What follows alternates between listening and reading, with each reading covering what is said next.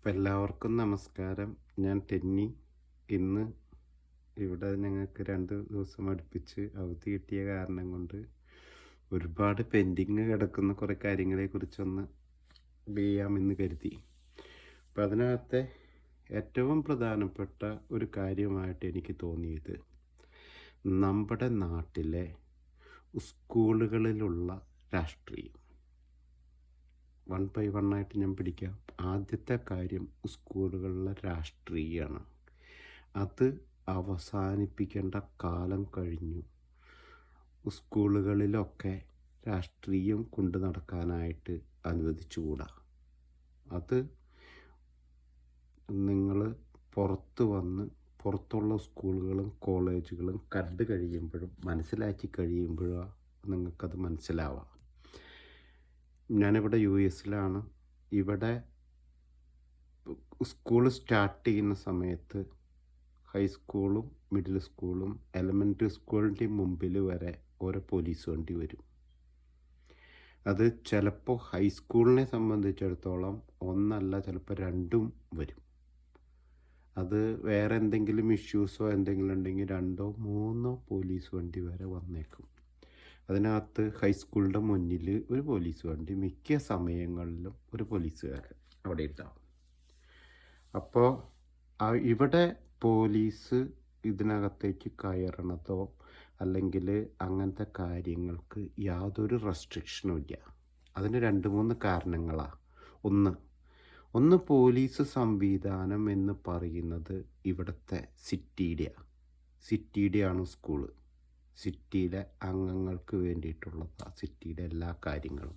അപ്പം അതുകൊണ്ട് തന്നെ സിറ്റിയിലെ പോലീസ് എന്ന് പറയുന്നത് സിറ്റിയിലെ ആളുകൾക്കുടെ ഉന്നമനത്തിന് വേണ്ടിയിട്ടാണ്, സിറ്റിയുടെ ഫയർഫോഴ്സ്. അപ്പോൾ അങ്ങനത്തെ പല കാര്യങ്ങളും നമ്മൾ കണ്ടുപഠിക്കേണ്ട പല കാര്യങ്ങളാണ്. അതുകൊണ്ട് തന്നെ ഇവിടുത്തെ പോലീസിനകത്ത് കയറി എന്ന് പറഞ്ഞുകൊണ്ട് അവനതിനകത്ത് നിലനിൽപ്പൊന്നുമില്ല. എന്തെങ്കിലും തെറ്റായിട്ട് ചെയ്തു കഴിഞ്ഞാൽ എടുത്ത് പുറത്താക്കും. ഇതിനേക്കാളും കൂടുതൽ ഓഫർ ചെയ്തുകൊണ്ട് അപ്പുറത്തുള്ള ആൾ വിളിച്ചു കഴിഞ്ഞാൽ ഇവൻ ഇവിടുന്ന് ജോലി ഉപേക്ഷിച്ച് അപ്പുറത്തേക്ക് പോയി എന്നും വരും. അപ്പോൾ അത് പോലീസ് സംവിധാനത്തെക്കുറിച്ച് പറഞ്ഞതാണ്. നമ്മുടെ പോലീസ് സംവിധാനം അങ്ങനെ അല്ലാത്തത് കൊണ്ട് അതിൻ്റേതായിട്ടുള്ള ലിമിറ്റേഷൻസ് ഉണ്ട്. പക്ഷേ പോലീസിന് സ്കൂളിൽ കയറാൻ അധികാരം കൊടുക്കുന്നതിനകത്ത് യാതൊരു തെറ്റുമില്ല.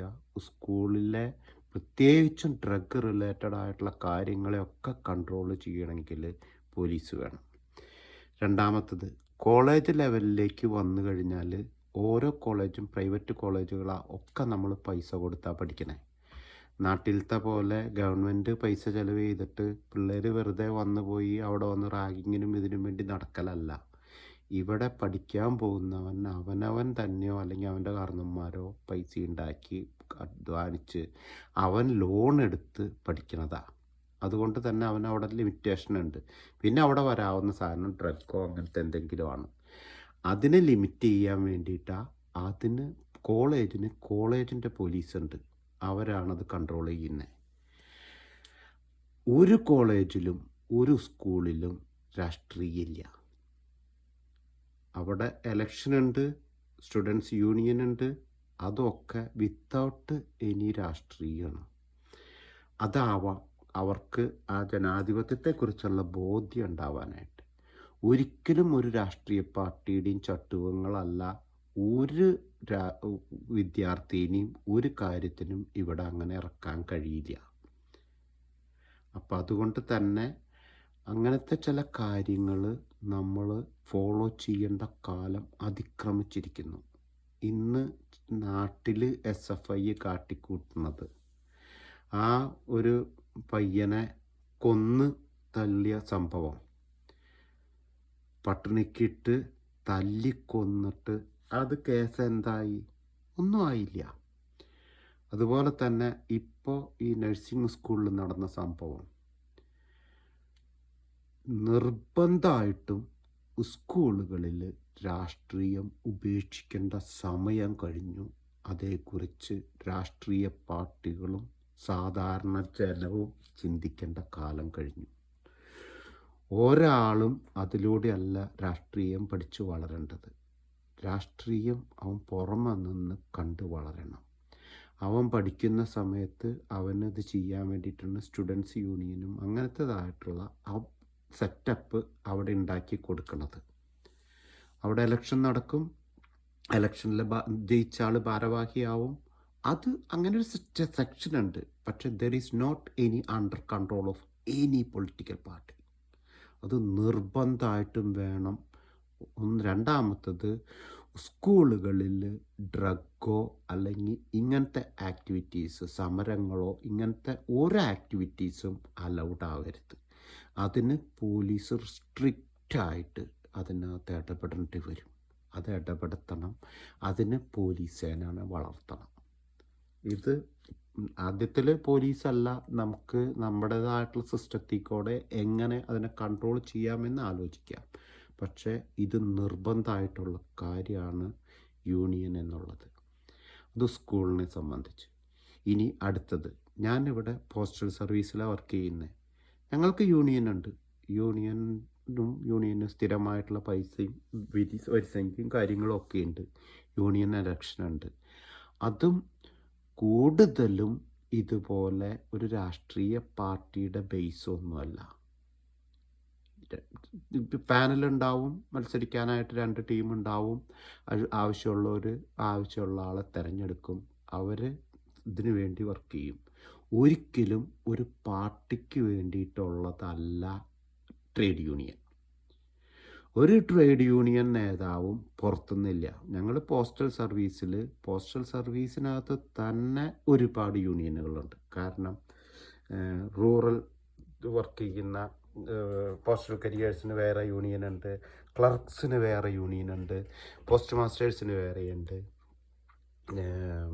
മറ്റ് എംപ്ലോയീസ് ആയിട്ടുള്ളവർക്ക് വേറെയുണ്ട്, സിറ്റി കരിയേഴ്സിന് വേറെ യൂണിയനുണ്ട്. ഇങ്ങനെ മാറി മാറി യൂണിയനുകളുണ്ട്. പക്ഷെ ഈ ഒരു യൂണിയനും അവരവരുടെ യൂണിയൻ്റെ അംഗങ്ങൾക്ക് വേണ്ടിയിട്ടുള്ള അവകാശങ്ങൾക്ക് വേണ്ടി സംസാരിക്കാൻ വേണ്ടിയിട്ടുള്ള പ്രതിനിധികളല്ലാതെ ഒരു രാഷ്ട്രീയ പാർട്ടിയുടെയും പ്രതിനിധികളല്ല. ഇവരൊക്കെ അതാത് ഇതിനകത്തെ എംപ്ലോയീസ് ആയിരിക്കും.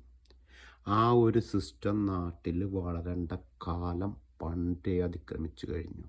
ഒരു INTUCയുടെ നേതാവ് അവിടെ INTUCയിൽ വർക്ക് ചെയ്യുന്ന ആളായിരിക്കണം. തൃശ്ശൂർ ജില്ലാ പ്രസിഡന്റ് എന്ന് പറയണമെങ്കിൽ അല്ലെങ്കിൽ CITUവിൻ്റെ നേതാവ് തൃശ്ശൂർ ജില്ലാ നേതാവ് എന്ന് പറയണമെങ്കിൽ തൃശ്ശൂർ ജില്ലയിലെ ഏതെങ്കിലും CITUവിലെ തൊഴിലാളി ആയിരിക്കണം. കേരളത്തിലെ CITU നേതാവ് എന്ന് പറയുന്നത് കേരളത്തിലെ CITUവിൻ്റെ നേതാവായിരിക്കണം.